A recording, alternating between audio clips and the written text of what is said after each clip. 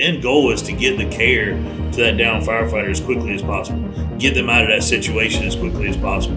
The on-deck concept and kind of how we do things now, and we do things, either a little bit different or drastically different depending on who you're comparing us to, I guess. Between a victim and a down firefighter, so there is a huge difference in those two and how we're going to handle those situations. MAYDAY is a unique program because to get those certificates, it requires you to complete additional MAYDAY classes. The majority of people, I think, would probably say MAYDAY was one of the more challenging, stressful, physically and mentally classes that we do in the academy. Their training kind of fails them because of training scars.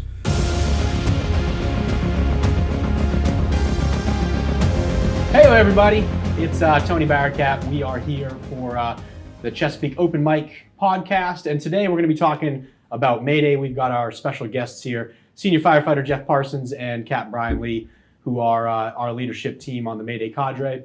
As you guys know, we all just finished up our in-service on MAYDAY specific topics where we discussed a few things that we've done, we made some improvements to, and then we introduced some new concepts. And primarily what we're going to do today is have some conversations with these two experts right here about what went good, what went bad, what did we learn, the overall consensus from the field on sort of how things went. And we'll just kind of get right into it, guys. So appreciate you being here.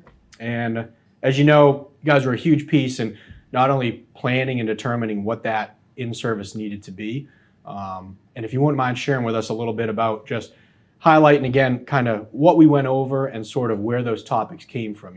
Why do we pick those things to discuss and review? Good, Cap. On first. Okay.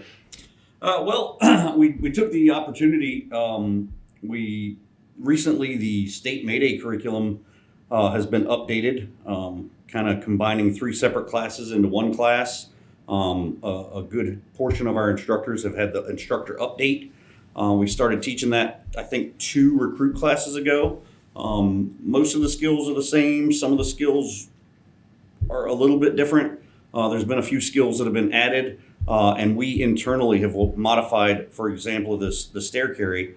So we want to take the opportunity and kind of go back and catch everybody in the field and bring them up to speed on some of the new techniques. So 1, they're up to speed on the new techniques, and 2, they're not training with the new people and seeing that they're doing it different and thinking they're doing it wrong. So we just want to kind of take that opportunity and get everybody everybody brought up to speed on some new stuff, new techniques.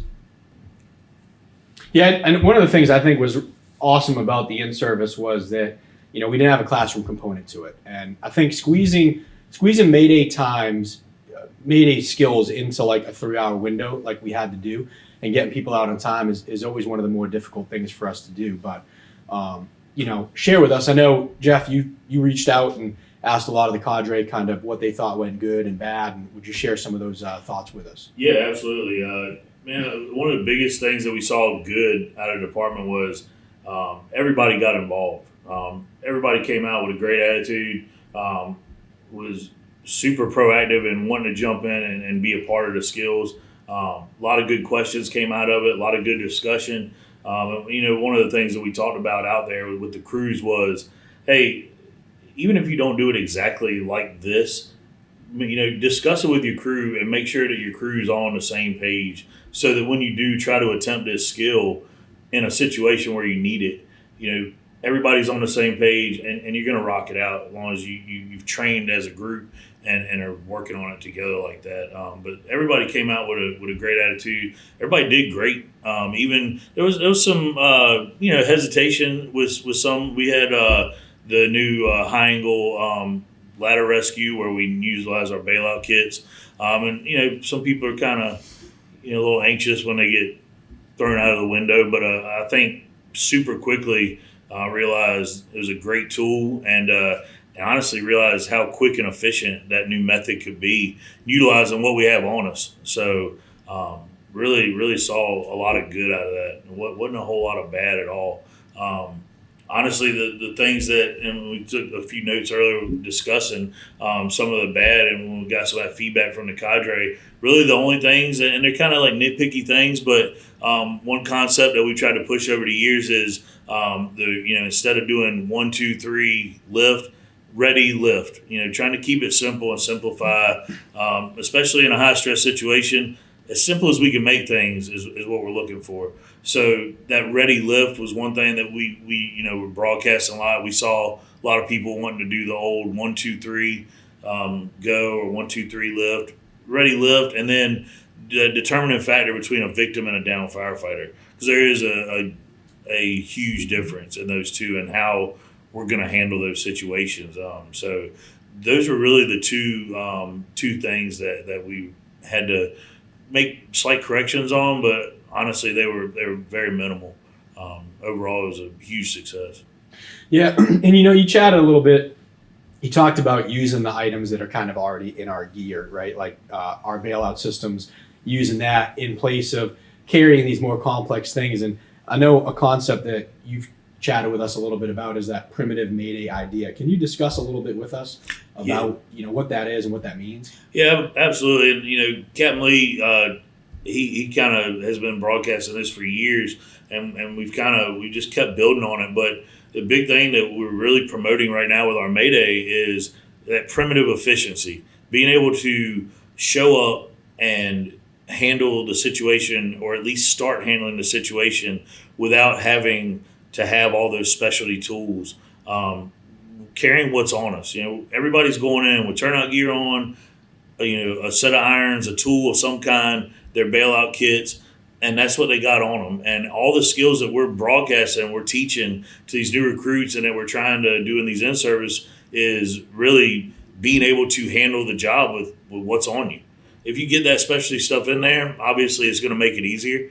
But being able to, go back to EMS side of things, the end goal is to get the care to that down firefighter as quickly as possible, get them out of that situation as quickly as possible. So the quicker we can get moving, get started, that's what we're looking for, and that's what we're promoting. And being aggressive, getting in there and using what we have on us, and getting the job done. I'll let Captain Lee talk more in detail about, why we went to that concept and why, it goes back to our on deck and all that stuff. And really we're building on statistics. Don Abbott, he started that whole thing. And now guy down in Orlando, Basil Ibrahim, he's taking it to the next level. He's got that firefightermaydaysurvey.com. He's pretty much taking Don Abbott's research and he's continuing it in the same fashion. And a lot of those different surveys are there, providing the same data. And he's on track with Don Abbott's, and we're just building on the statistics. Who's in there, who's going to be helping.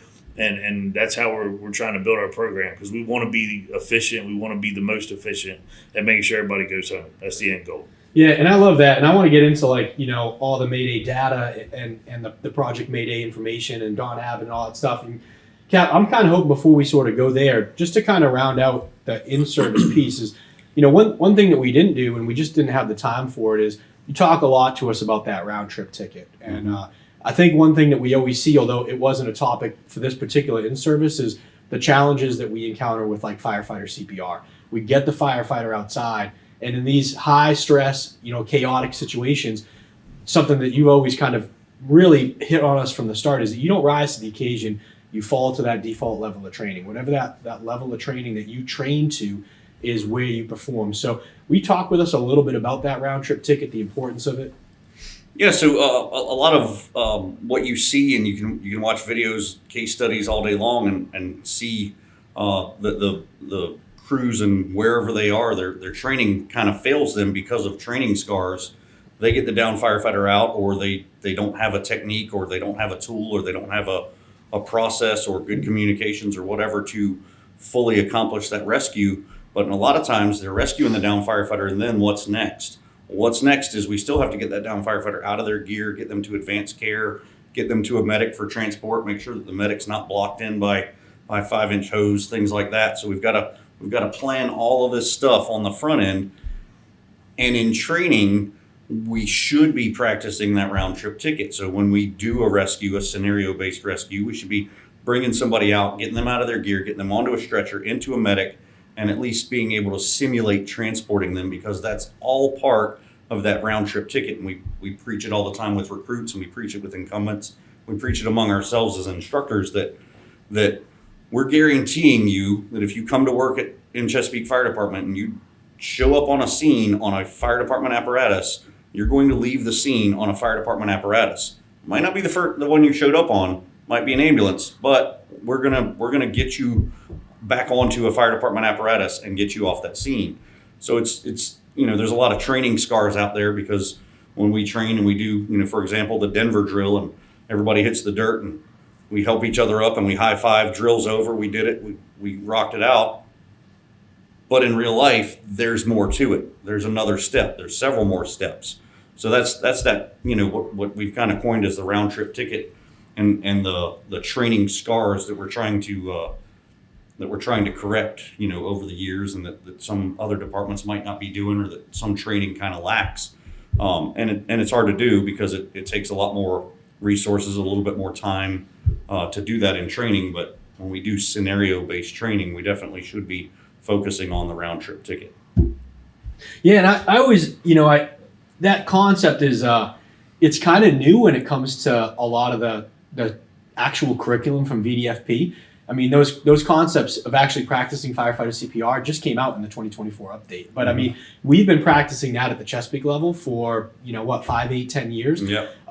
Training those recruits how to do that. So in a lot of ways, our MAYDAY program is a lot more advanced. And we're going to chat about that in just a second. But there's another piece to the in-service that I want to talk about. So we chat a lot about tools for the toolbox, right? And hey, we're just teaching you a thing and it's a tool for the toolbox. And we hear that all the time in the fire service. And while I'll be honest with you, I've always bought into that concept and that idea, and I like it.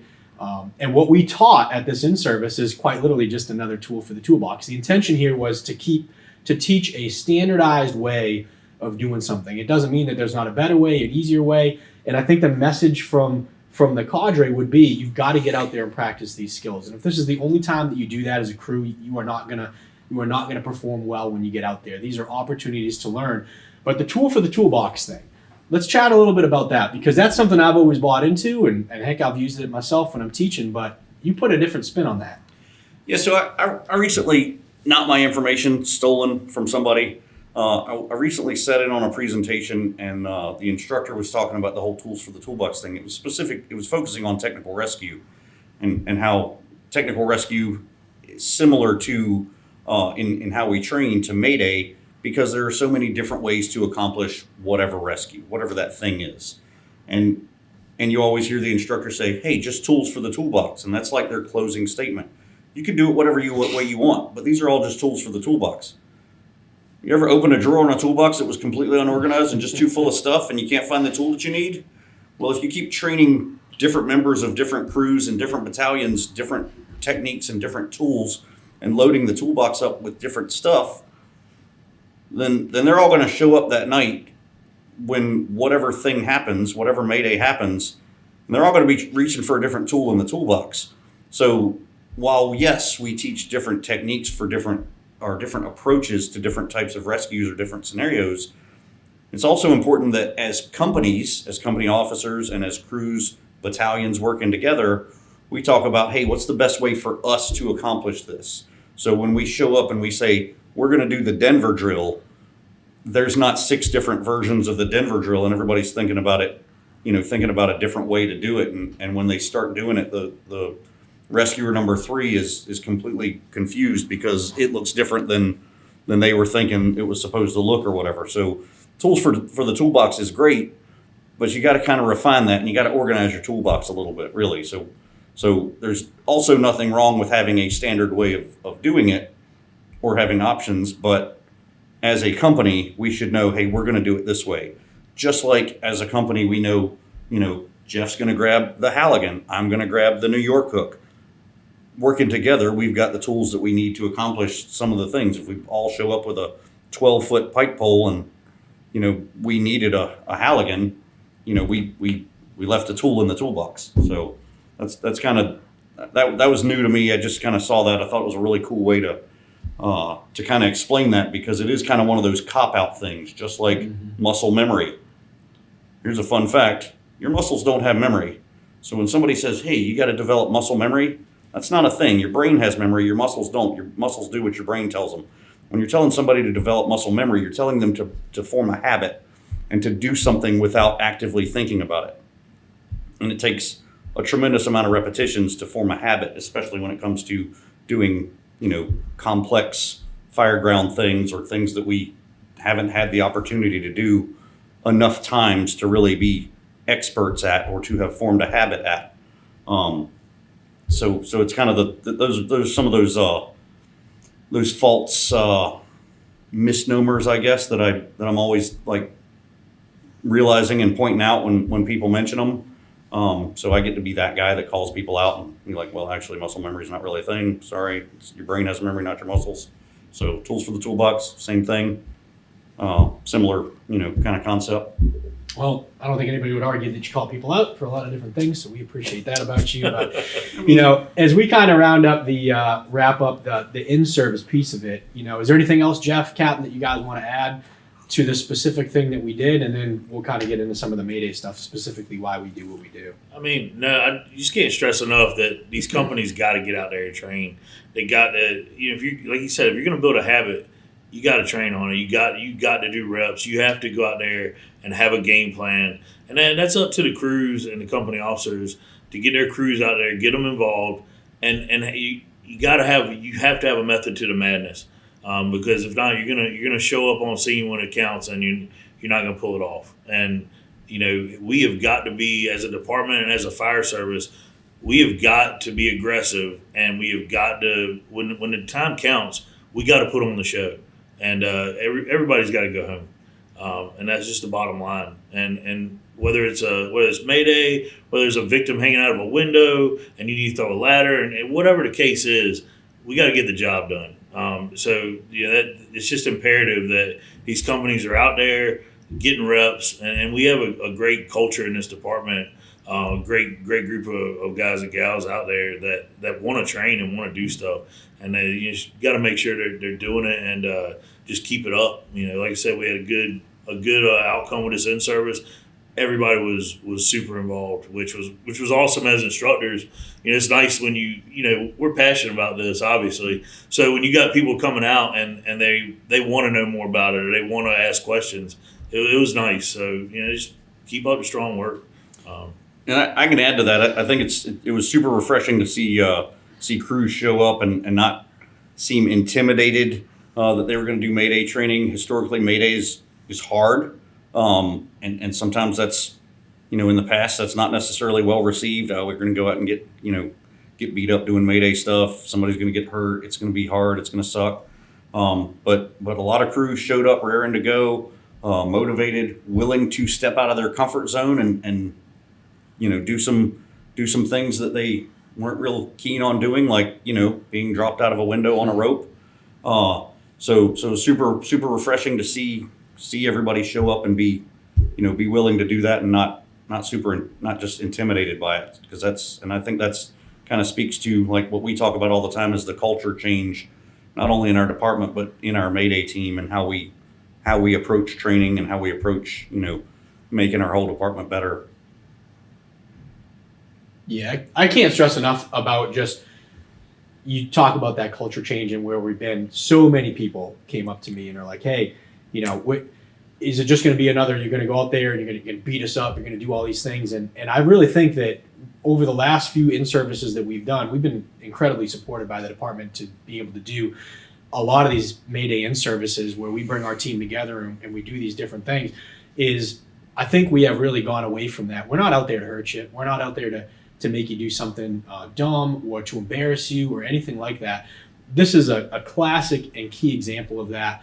And, for us, zero injuries, zero reportable injuries. We brought, wasn't 100% attendance. We brought 90-ish% of the department through, right? 400, upwards of probably 400 people. Oh, yeah. Well, that included, when we say people were coming out and being enthusiastic about participating, this was anywhere from brand new probationary firefighters to, the battalion chiefs coming out there and jumping out of these windows and doing these things eagerly, and that was cool to see as well. You got these guys that have been around 20, 30 years and they're jumping out of windows and they're leading from the front. They're leading the pack, and nothing gets you fired up more than the boss jumping out with you. To me at least. I think that's cool. That this is all it's fun stuff. It's fun training. It's fun learning. But to see these guys and gals that have even been around a while still coming out there and enjoying that part of the job, that's refreshing as well. So you can't go wrong with that. Yeah, a huge piece, man. Just overall message, especially for our CFD members, get out there, practice with your crews, get great at these skills, learn and understand why we're doing what we're doing, and have a plan, right? I love the tool for the toolbox, comment. It's never really something I've thought about. You put it to me this really easy way. You show up on scene. I got 5 ideas. I got 5 ideas, and I got 5 ideas, and now we have 15 things that we're trying to do in an environment and in a time period where time literally does matter. We need to get that person out of the building as quickly as possible. That down firefighter, we're doing no good for them when they're inside. They need to be outside. So, get out there and practice with your crews. We couldn't have put this in-service on without the incredible team that we have in the fire department, our Mayday cadre, 24 men and women who kind of make up what we're doing. And since we're on the topic of discussing, Mayday specific things, one thing I'd like to talk about is, how did Mayday in the CFD sort of come to be? And Captain, I know that this has been a big topic for you, something you've done a lot of research on. You've been involved in our Mayday program. I think since its inception or very close to it. Would you share with us a little bit about, hey, how does Mayday and the CFD come to be? I haven't exactly been involved since its inception. Don't make those people mad. But Okay. So how it came to be, let's see, I think the Mayday program in the state goes back to like 1998, 1999. Very early on, Chesapeake was a fairly early adopter. We had some folks go and become instructors in one of the I think it was one of the first pilot classes that the state did. I know I took it still as a new guy in 1999, maybe early 2000. And a handful of our guys were out at the beach helping teach it. Shortly thereafter, they decided to make it a standard in Chesapeake, and I want to say that was early 2000s, 2001 timeframe. I'm not sure. Somebody can fact check it, but we'll just go with that.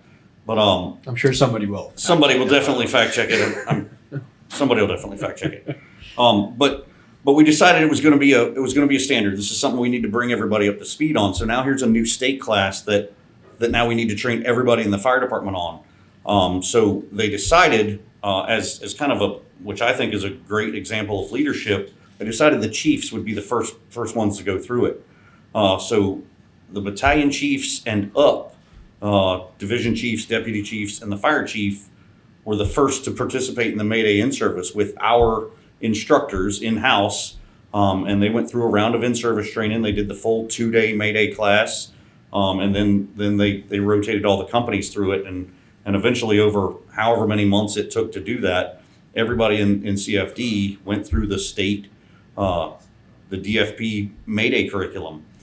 Of course, we started teaching it in our academy classes, and sometime mid-2000s, 2005, 2006, 2007, not sure. Somebody can fact check that too. I got invited to help teach it, and kind of got involved. I was the new guy, so I didn't really get to say anything. I just got to be there. But we started doing it for our recruit classes, and eventually we realized we needed to add a little bit of time because it's a lot of skills that we're trying to do. We're trying to get a lot of reps in. We're trying to do some extra stuff here and there. So I think the original 16-hour state program, we stretched it out to 3 days, which is looks like nothing to us now because I think we're teaching it in 8 days now. We're teaching a state 4-day class. We're stretching that out to 8 days to make sure that we're getting, that everybody's getting the exposure to all the skills and things like that. But originally 2 days, then we stretched it to 3, and it kind of grew from there as we added some things. And I'd say we kind of fairly quickly realized that there's new information, there's new techniques, there's new stuff out there that we need to add. There are Maydays happening that we can learn from, and we can add that into our curriculum before the state can figure out how to add it into their curriculum. So we would do that. we would see new information come out, new techniques come out. We'd get new case studies, as recent as a few weeks before we would teach a class, and we would fold that right into our class, and it kind of made us. I think that's part of what makes us super dynamic and how we do it, because we're able to real time update our training. So as both know, we do more than the state requires, far more than the state requires for our Mayday program with our recruits, and even go back and like this in-service and did extra stuff just to kind of bring everybody up to speed on what we're teaching the recruits, so that everybody will be on the same page. So we've kind of been doing that since really early on, kind of finding that information and folding it into our program without waiting for the state to update the program. So that's one of the things that we're pretty proud of, that we're able to do that quickly, kind of on the fly, even in some cases. And now I always use the example of the alternate ladder rescue using the bailout kit. We invented that on a lunch break one day, teaching a Mayday class, and then taught it that afternoon, and then it became part of the class. So that's just an example of how dynamic our instructors and our program is to be able to just stay up to date that quick and that effectively, I think. So that's kind of the very short history of kind of where we've come. We've built our program. We've now we have I guess kind of an official instructor cadre where we're building out our instructors, and we're getting a pretty good amount of people certified and things like that. You got the numbers on that. So we've really come a long way, but we've always had kind of that culture of quickly adapting our program and building it, and really just doing a little bit of extra, and in some cases a lot extra than what's required just to have the certification. We don't settle for just the minimum requirement. We go above and beyond that significantly in some cases. Yeah, and you mentioned the certifications and things like that. And it's not all about. Not everybody appreciates the certification piece, or there's the diehard fire people who are out there who are hey, you're just a certificate guy or whatever it is. But the reality is, if you want to teach these classes, you want to teach them correctly, you need to get those certificates done. And Mayday is a unique program because to get those certificates, it requires you to complete additional Mayday classes. The majority of people, I think, would probably say Mayday was one of the more challenging, stressful, physically and mentally classes that we do in the academy. And to get those certifications, you're going to an additional Mayday class. You want to train the trainer, you're doing an additional Mayday class from that. The majority of our instructors have been through 3, 4, 5 updates of these classes, each time taking that. And I will brag on our team a little bit. So 24 people on our Mayday team, about 15 of those people are certified to the highest level that there is in the state of Virginia, which that curriculum only came out in 2024. So in that 2-year time span, we have certified over 50% of our cadre to the highest level that the state offers, which means those guys have all done those additional classes. The majority of them have Instructor 2. Granted, not everyone is successful with Instructor 2, but the majority of the time we try to get people who are physically and mentally capable of doing those things. Jeff, would you agree? I would happily agree. I love that. Happily I love agree. that. That's great, man. Yeah, but we just got this great team, and one thing I want to address on our team as well is we talk about the trust that our cadre has sort of developed over time. And Jeff, kind of, if you wouldn't mind leading us off on how do we pick our team? What do we ask of them? What do we expect from them? What classes do we ask them to take?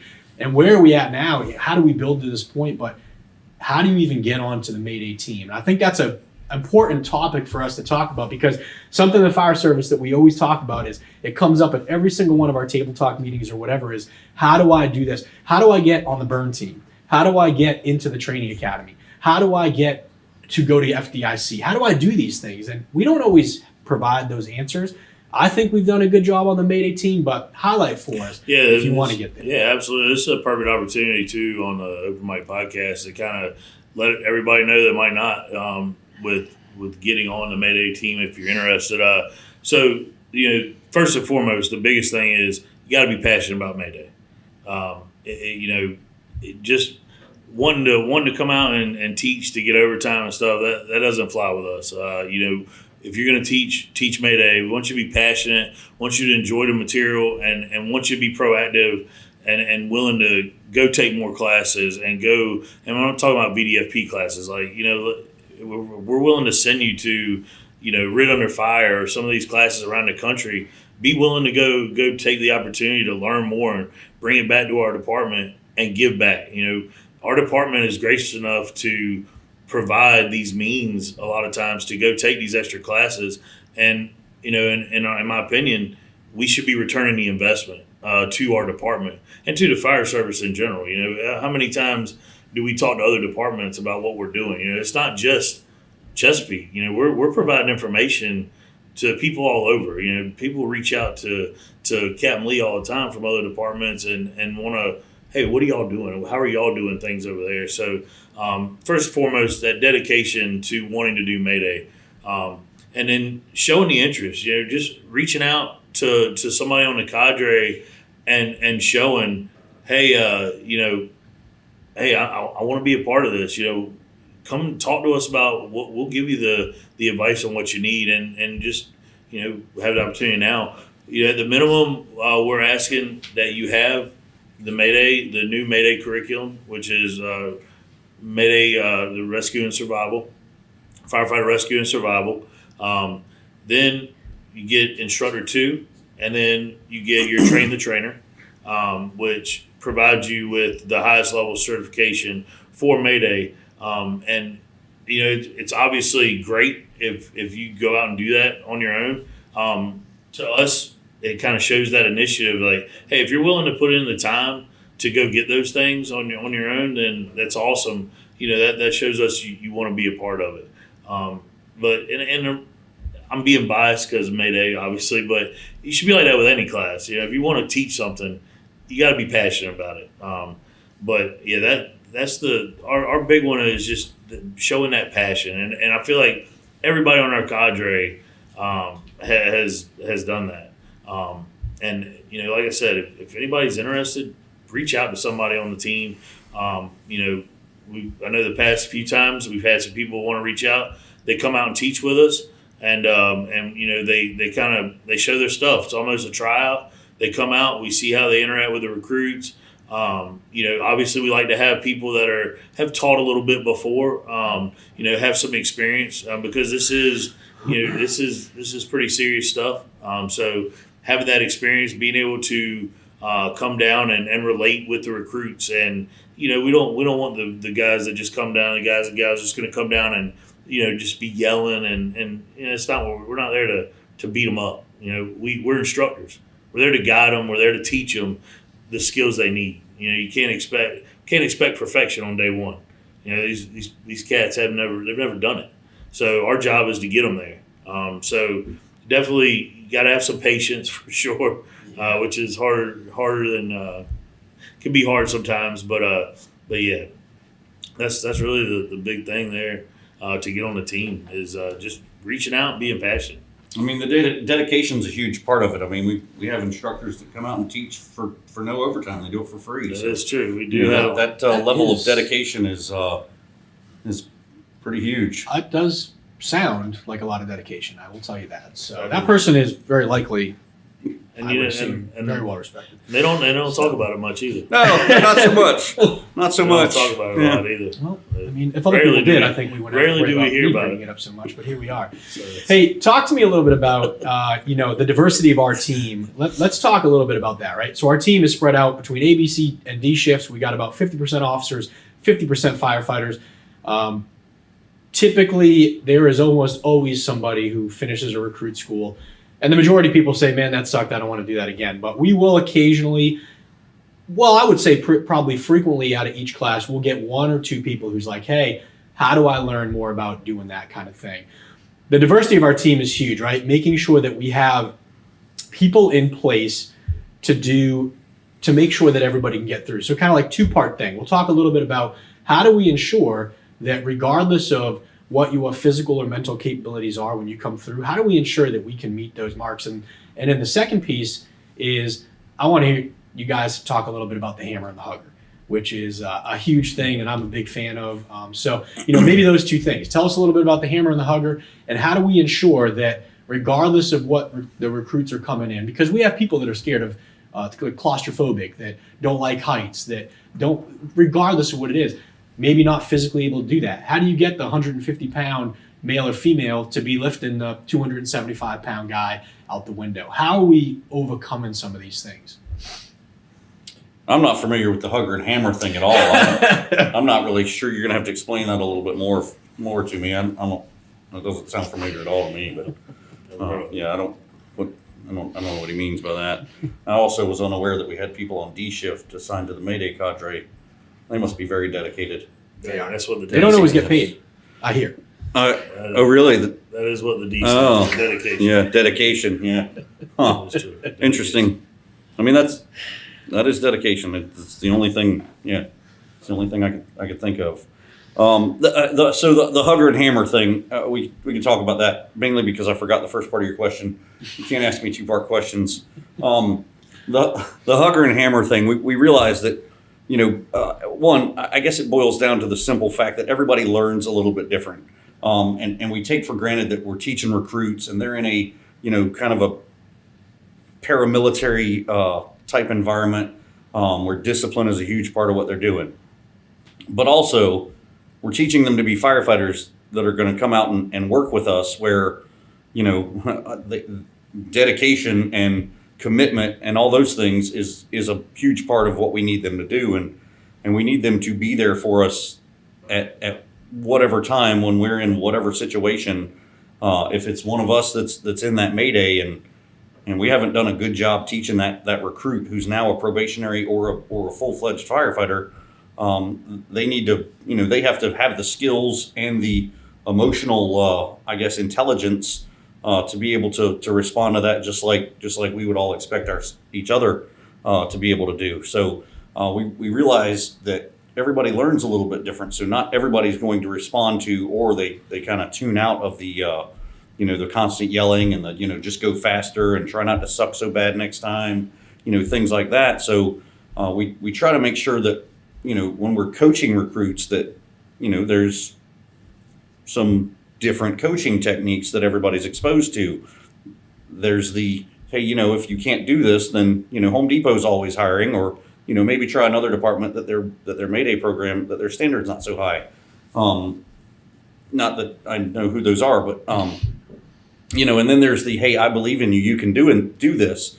And that recruit, that student, whoever that is, whether it's a recruit or not, they should be hearing both of those. And there are different times for both of those approaches for everything. I mean, even in service or when we're training incumbents who've been here for years, there's the person that you're going to talk trash to because they're talking trash, or they just need that as motivation. And there's the person who you're going to reassure, hey, don't worry, we got you. We're not going to let you get hurt. This is safe. This is going to help you. Hopefully you never find yourself in this situation, but if you do, this is something that that we can use to help you. You can use to help us, whatever.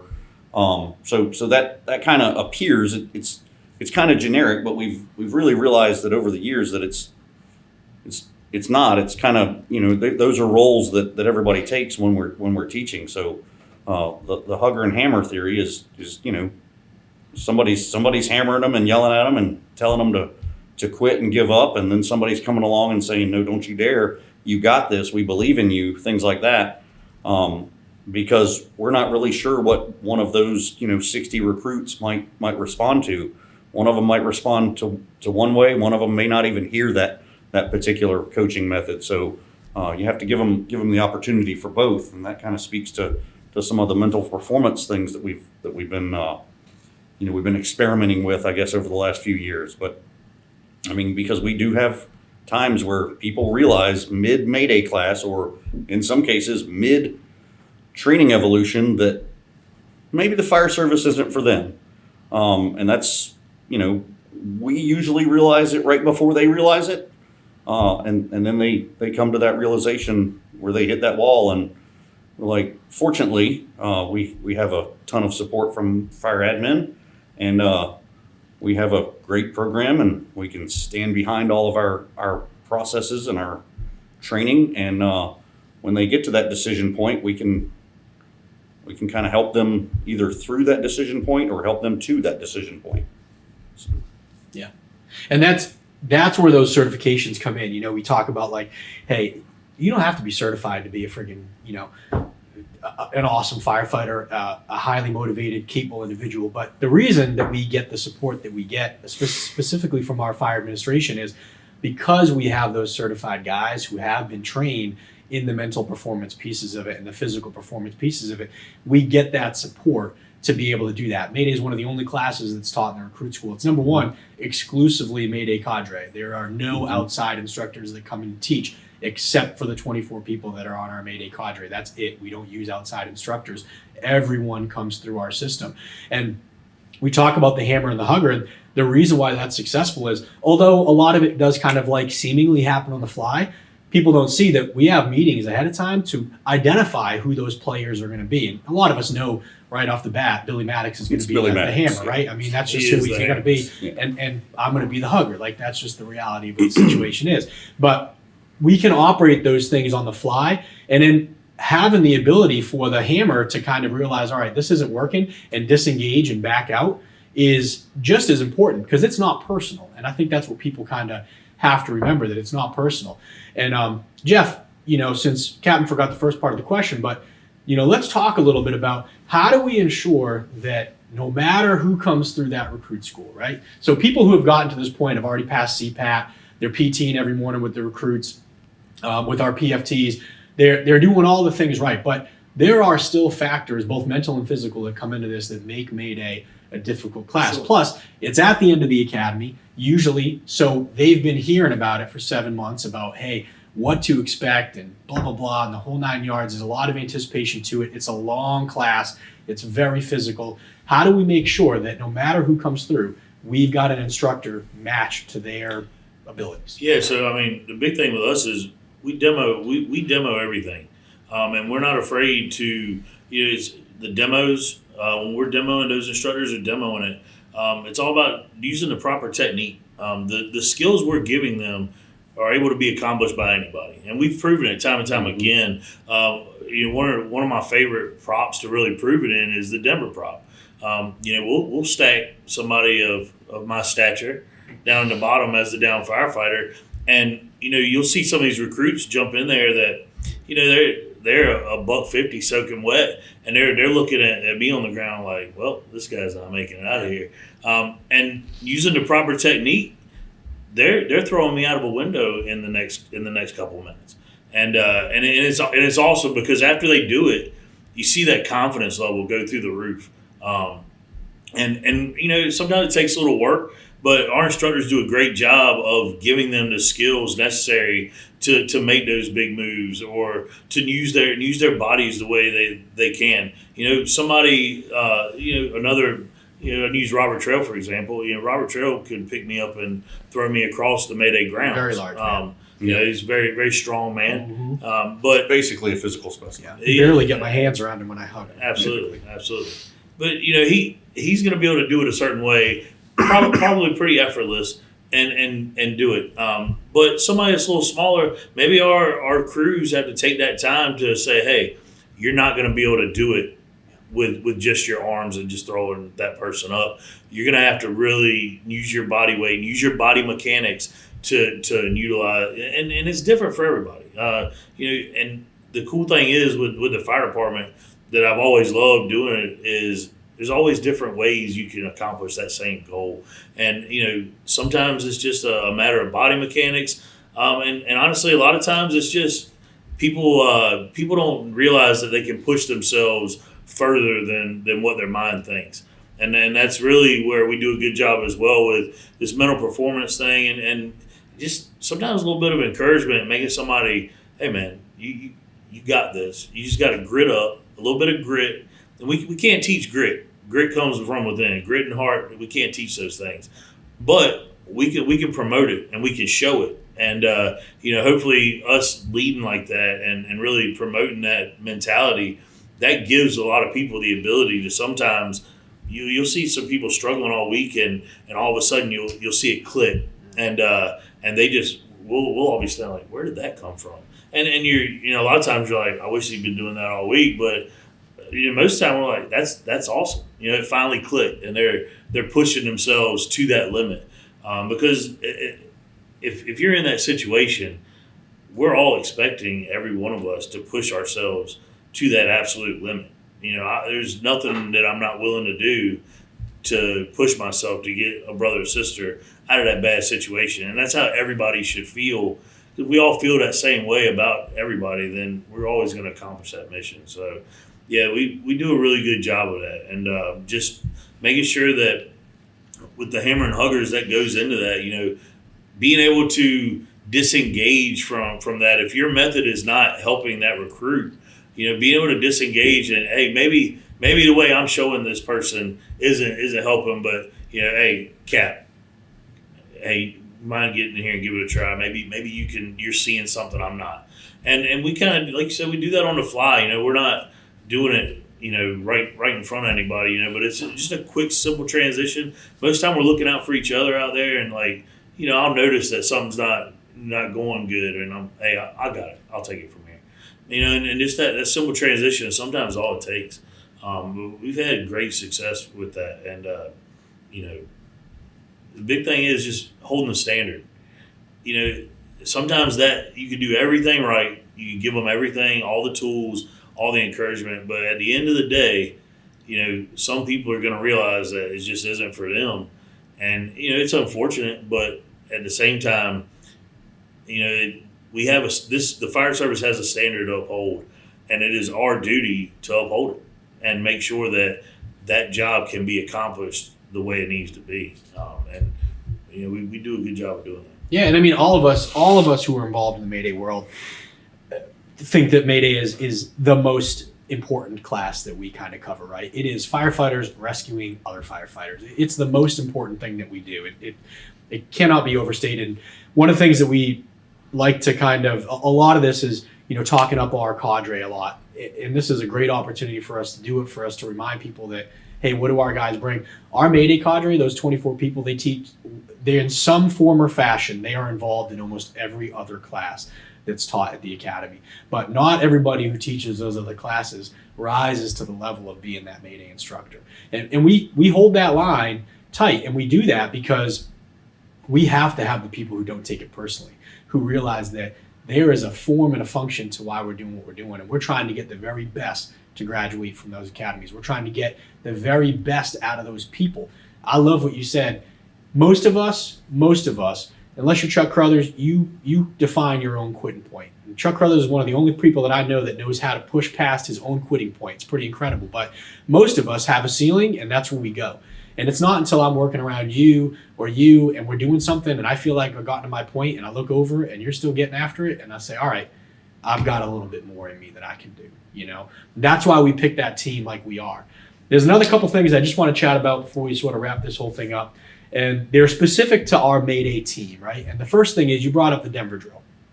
So in the 2024 curriculum, the Mayday drill was removed from the VDFP curriculum. And the reason behind that was that they couldn't find any circumstances where that Denver drill was being used or had been used to save somebody. Even in the Mark Langford situation, that's not how they got the guy out, right? They didn't get Mark out that way. They cut the hole through the wall, they brought him out through the stairwell. So they couldn't find any situation where that had actually been used. But we didn't cut that out of our program, Discuss with us a little bit about why we kept that in there. So yeah, I think there aren't any scenarios where the Denver drill's been used kind of in real life. The Denver drill is very specific to a narrow passageway, a high, narrow window. But you can use the Denver drill anytime you have a window that's basically above squatting height. You can use it in lots of scenarios. And I guess the thought is, well, if it's a wide open space, we can just get on both sides of the down firefighter. We can lift them up into the window. We can use various other techniques if we have the space. The Denver incident with Mark Langvart was a very specific one-off, narrow passageway, small room with a tall, skinny window. We didn't take that out. One, I guess, because we think it's important to the Denver drill. I guess the bottom line is you're using a lot of body mechanics, yours and the down firefighters in that evolution. So to just completely not even address those body mechanics of getting someone up to and out of a window, the window dimensions, the room dimensions to me don't matter. But all of those techniques, those micro techniques, if you will, that you're using to get to position the down firefighter, to move the down firefighter out of the way for the second rescuer to come in, to position the down firefighter on the knees of the second rescuer, to do the team lift, to get the down firefighter up and out the window. All of those things we would just not address at all if we deleted the Denver drill. So I think that part of it's important. And I think the other part of it that's important is it's a huge team building, and as Jeff mentioned, confidence building thing for the students. We a lot of times we let them try it, which now, like, everybody Googles it and they see how to do it. So it's not as fun anymore to let them try it. Not yeah, but they're still even seeing it. They're still not doing it. Seeing it and doing it is not the same thing. Yeah, we do races and stuff like that and see if they can beat the instructors, which I think last time they did. They did. But we'll do better next time. But I mean, we're getting it down to where we're doing a Denver drill and getting a down firefighter out in 52 seconds or something like that from the time the first rescuer breaks the plane of the window, which is pretty good. But that's a huge team building and confidence building thing for the students. So while we're teaching firefighter safety or firefighter survival and rescue techniques, we're also teaching teamwork, and we're teaching mental performance, and we're teaching them how to push past their limits. We're teaching them how to, build some confidence, how to think on their feet and things like that. And we give them this opportunity in the Denver drill, even though the state doesn't do the Denver drill anymore, to do that stuff. And it would kind of just be a shame if, like, I don't really know what our program would look like without having that switch to see, oh yeah, I can do more than I think. Yeah. I can lift a guy up that's bigger than me, and I can get him out of this window. We can guarantee him a round trip ticket because I've learned these techniques. Yeah, if the room dimensions were different, I could do it different, and we could still be successful. But now I have this technique. So worst case scenario, which I'm always preaching that our Mayday stuff is based on worst case scenario. Worst case scenario, I can still get this guy out of this little closet and up and out of this window. So I don't think we'll ever give up the Denver drill. It's just a huge benefit. I think we see a ton of benefit from it in teaching it in our program. Well, and how often do we hear them in other props? We go to Brentwood and we drop somebody down in a hole and all right, get them out. How many times do we hear them going, talking to each other? Hey, let's do it. Let's do the Denver drill here. This will work for this. Completely different. It's wide open in there, but they might be tight below in a collapse prop or something, and they're using those skills, the same mechanics from the Denver, to get them up out of there quickly. So, and not only that, but we're paying homage to Mark Langlard. I mean, what happened to that guy was tragic. It was awful, and if we just start cutting stuff out like that, I mean, yeah, okay, that exact scenario hasn't happened again where they needed it, but what if it does? And just you can use that skill for so many different things. I agree so much. It's just such an important part of Mayday that I don't see us ever cutting out. And each Mayday skill that we teach, each new Mayday skill we teach is dependent on the one that we just taught. Another reason why Mayday is difficult is because we're teaching you something in the morning and asking you to be somewhat of an expert in the afternoon, because you need that skill to do whatever we're going to teach you in the afternoon. That's what makes it difficult. That's what makes it hard. That's another reason for that Denver drill being part of that, is that there are so many mechanics, like you guys have touched on, that are relevant to the next skill that we teach that is in the state curriculum. It does seem silly to have that removed from it. Are there easier ways to do it? Yeah, absolutely. We do the drags, the 1 and 2 person drags. Are there easier ways to drag people? Oh, heck yeah. Absolutely, right? But we still teach that very difficult way. Why? So that if you have absolutely nothing left, and you have absolutely no tools, and you have absolutely nothing other than a little bit of grit in your bare hands, can you still move somebody out? And that's the point of it, right? So Absolutely. that's exactly why we teach those things. The last topic, guys, that we'll cover is our Mayday program. We've highlighted it a bunch in Chesapeake Fire Department. Looks a lot different than other ones in the country, than other ones even within our own region. And that stresses from primarily, the biggest difference is our on-deck concept as opposed to our RIC teams. And then also the WWW can, which is starting to become more accepted throughout the region and throughout the country and things. But, highlight a little bit for us, why have we made those changes, which are so at times drastic from what the fire service in general is doing, and what's that been the benefit for us? The reason we, I guess, landed on the on deck concept and kind of how we do things now, and we do things either a little bit different or drastically different depending on who you're comparing us to, I guess. So it goes back a few years. We were looking to write a Mayday policy, and we decided no holds barred. We're gonna look at everything. We're gonna look at equipment. We're gonna look at training. We're gonna look at policy. We're gonna look at procedures, everything like that. And we're gonna see if we need to wipe the slate clean, or if we're doing fine, or if we start completely all over, and kind of go from there. And we talked about a bunch of things. We obviously do Blue Card Command, which it's worth noting that while on deck is a concept that comes from Phoenix, and Blue Card is a concept that comes from Phoenix, they don't have to be used in conjunction with each other. If you're not a Blue Card department, you can still do on deck. It doesn't have to. They don't have to go hand in hand. They do work well hand in hand, and Blue Card does teach on deck, but on deck doesn't have to rely on Blue Card. So obviously we had the experience with Blue Card. We kind of looked at that.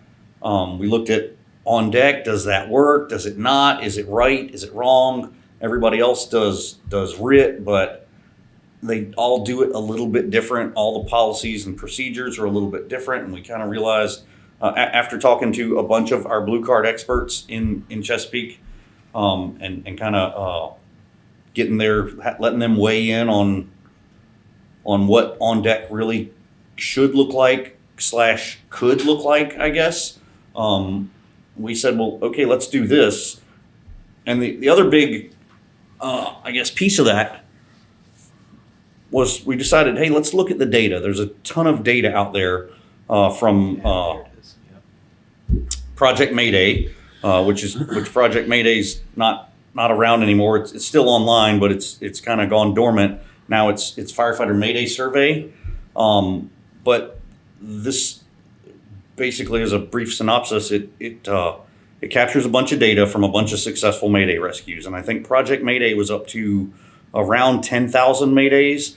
Firefighter Mayday Survey is fairly new. They've got the top 100, the first 100 report out. So they've got all the data on the first 100 reported Maydays. So all this data that's in both these reports has been pulled from a total between the two different projects is pushing 10,000, maybe a little over 10,000 Maydays in the United States. And we looked at that data, and some of that data really kind of screams that we're just doing it wrong. The data tells everything. There's data on like when you're most likely to have a Mayday, what time of day, what type of structure, things like that. But there's also data on who is most likely to rescue a downed firefighter. There it is. Yeah. And in that, I think it's less than 7% of the time a RIT is responsible for rescuing a downed firefighter. And we kind of looked and we're like, that seems like a low number, which it is a low number. I think it was somewhere in the 360 range out of however many thousand Maydays it was at the time. And I said, well, who else is rescuing the downed firefighter? Well, self-rescue counts for the highest percentage. The downed firefighter's crew counts for the next highest, and another crew operating inside counts for the next highest. And we're like, well, wait a minute. If somewhere around 88% of successful Mayday rescues come from crews already inside the structure, why are we putting all of our confidence, all of our faith, all of our training, all of our equipment in a RIT company that's got a tarp outside that's standing by ready, but only 6% of the time getting used to rescue a downed firefighter? Doesn't really make sense. So we said, well, we already know about the on-deck concept, and now we know that the on-deck concept is supported by the data, so we should just do this. So along with that, we of course took the step and put Mayday bags and on-deck bags on every piece of apparatus.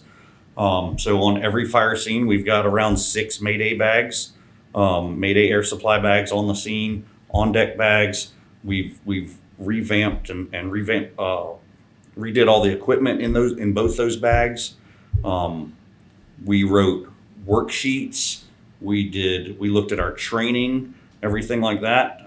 Every piece of it, we reworked it, and kind of changed the way we did things to follow the data, because the data is legitimate scientific data. So we should be following that. So that's kind of the very brief overview of how we got to where we are.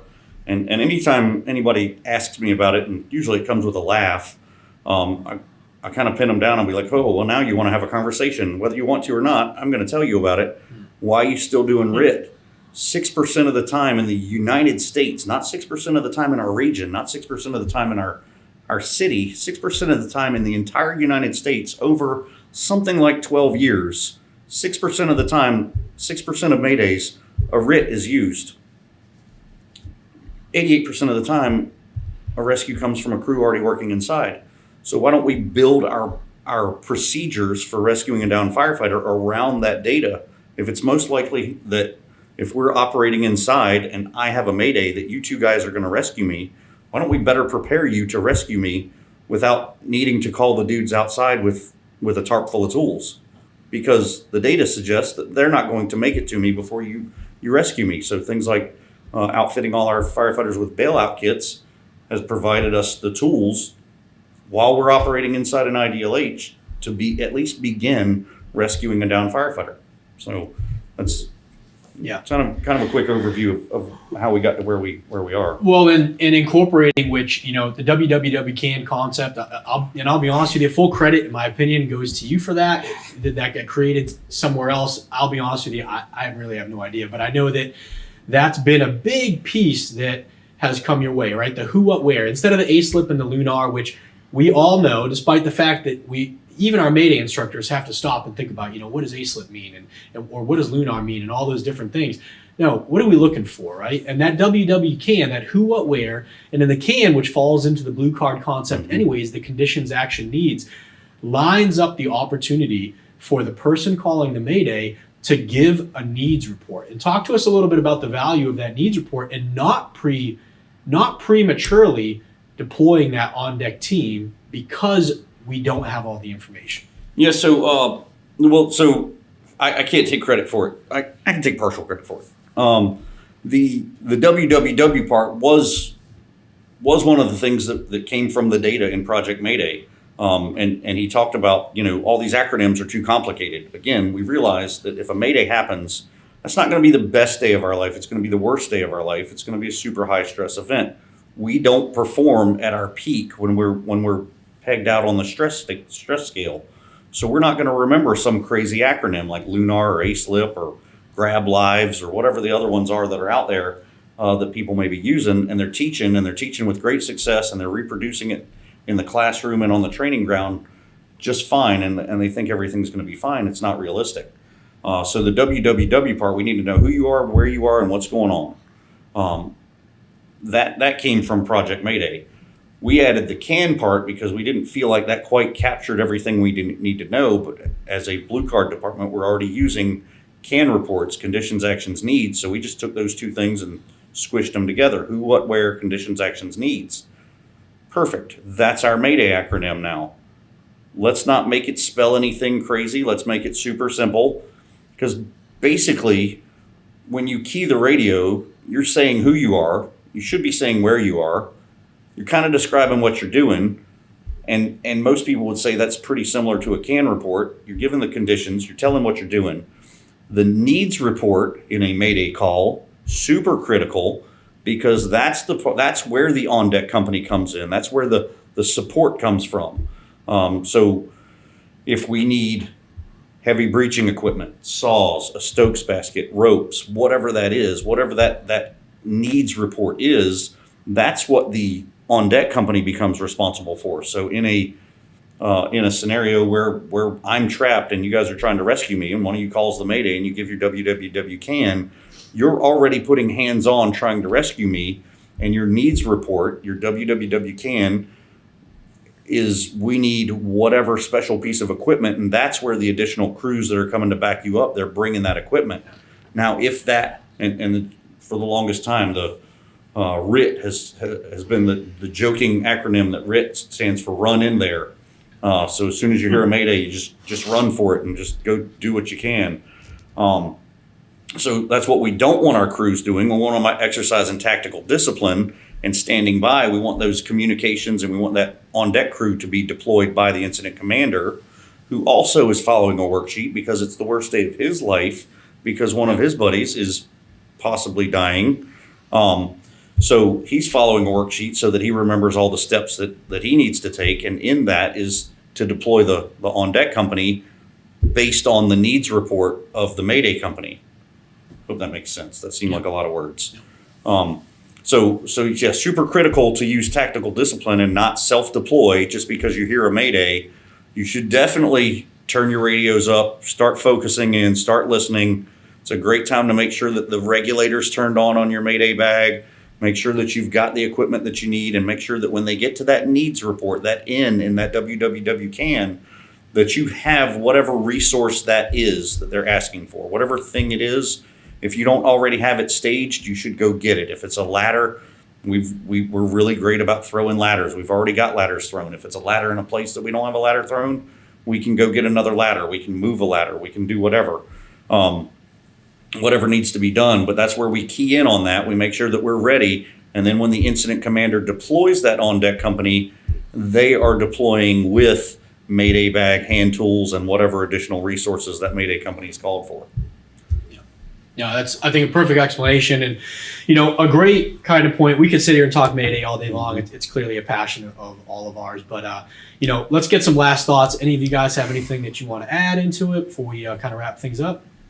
No, just, like I said, time and time again, just making sure companies are getting out there and training, not only on Mayday, but everything. But, we're talking about Mayday. Get out there, get with your crews, find out where your strengths and weaknesses are with your crews, build on them, get everybody on the same page, and make sure that, if this ever happens, I pray that none of us ever have to go through it. I really do. But if it does, we want it to be a success. That's why we're just really passionate about pushing this stuff out and making sure that everybody is on the same page and caught up with what's going on. Our cadre, we're going to be dedicated to staying proactive and staying ahead of the game. That's a promise that I know Cap's made over the years, and that I'll continue to make, is that we will always strive to go out and learn the latest and greatest stuff. Our instructor in services that we do just for us, we're out there just playing with stuff. When we were at lunch the other day, in between companies coming out of in service, we thought of something, and we were just out there trying it in a safe way. Obviously. Didn't work, by the way. Didn't work. But we're trying stuff. We're pushing our guys and gals to the limits. We're pushing our equipment to the limits because we want to have options. We want to be the best and make sure at the end of the day, the goal is everybody goes home. It's on our trucks. It's on our gear. It is our mantra. Everybody goes home. And that's the most important thing out of everything. So we're going to always strive to do that and really be the best cadre, the best group, because we want our department to have that benefit. And last, like I said before, if anybody's interested and want to be a part of this, we're not out here like a secret society. We want the interest. We want the people to come. So if you're interested, reach out. Reach out to me, Cap, anybody on the cadre. Reach out, and show some interest and talk to us, and we'll let you know what we need and kind of what we're looking for, and obviously we can't have the entire Chesapeake Fire Department on the cadre, but we are people retire, people are get older and want to get out of things. So there's always a rotation with everything. So we're always looking for new, fresh, excited people to be part of the cadre. Appreciate it, Jeff. Cap, anything? No. Well, I think Jeff nailed it. I always look forward to doing training, whether it's in-service training, in-station training, recruit training. I feel like I always learn something. I always take something away from it. If no student showed up for the class and it was just a bunch of us instructors out there, we'd have a blast out there just hanging out and being motivated and pumped up together, and probably end up doing stuff like throwing each other out windows and stuff just to see if it would work out. But yeah, like Jeff said, get out there and train. If you come up with something cool, I always look forward to hearing about great ideas that we can steal and we can call it our own. Like most of my good ideas. But yeah, teach us something too. I look forward to that. I love doing it just because we always take something away from it, and I think that's the thing people don't realize when we're out there teaching. We're out there developing our instructors. We're out there coming up with ideas. We're stealing information from everybody that has an idea to make our team better, to make our department better, and just last thing I'll say is just can't say enough about the dedication of our members that are willing to teach Mayday for free. Pure dedication. Even those ones that are paid overtime, still very dedicated. But I do understand what you're saying. I want to thank you guys. Obviously, I feel very fortunate to not only have the personal relationship that I have with you guys, but to be able to work and learn from you guys over the number of years that we have, to have the friendship that we do, to be able to go back and forth like this. Just tremendously valuable to our fire service brothers and sisters, and to our specifically, members of the Chesapeake Fire Department. What I would encourage you guys to do is, we've stressed enough, the practice as a crew. I'd bring your battalion chiefs into this as well, so that you can have that command concept down of, these are going to be incredibly stressful, chaotic situations. And if you don't practice ahead of time, you will default to that lowest level of training. If that lowest level of training is that you've never practiced for it, you can expect disastrous results. We're familiar with that. We've had it happen in our city. So get out there, practice, get up with your battalion chiefs, make them part of the process. Keep on learning. This has been our inaugural episode of the Chesapeake Open Mic podcast. We appreciate you guys joining us. Thank you.